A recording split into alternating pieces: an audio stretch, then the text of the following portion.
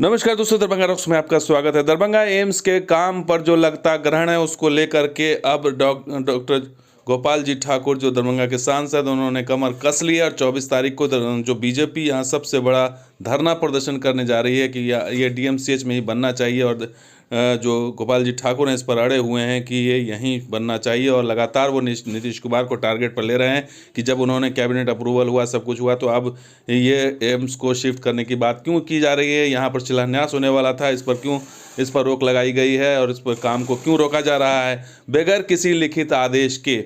ऐसे में बड़ा सवाल यही है कि 24 तारीख को जो होने वाला है बीजेपी का यहाँ पर धरना प्रदर्शन, उसके लिए तैयारियां जोर शोर से चल रही हैं। गोपाल जी ठाकुर खुद गए थे और मौके का मुआयना किया और उन्होंने प्रस्तावित दरभंगा एम्स स्थल पर पहुंचकर बिहार सरकार की दरभंगा एम्स विरोधी मानसिकता के विरुद्ध जो 24 जनवरी को भारतीय जनता पार्टी द्वारा आहूत विशाल धरना जो का आयोजन किया जा रहा है उसकी तैयारियों का जायजा लिया और धरना स्थल का निरीक्षण किया। और इसमें आपको बता दें कि बीजेपी के प्रदेश अध्यक्ष भी आएंगे और अश्विनी चौबे भी आएंगे, जो लगातार इन दिनों सुर्खियों में हैं।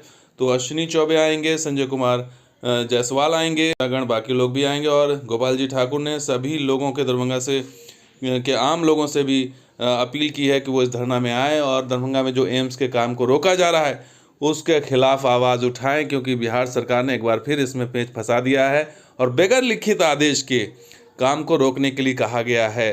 तो ये बड़ा असमंजस की स्थिति है। और दरभंगा एम्स के जो डायरेक्टर हैं माधवानंद कर, वो भी कह रहे हैं कि कोई उनके पास लिखित आदेश नहीं है कि काम को रोका जाए। तो आखिर काम को क्यों रोका जा रहा है मौखिक आदेश पर, जो चीज़ें ऑन रिकॉर्ड हैं।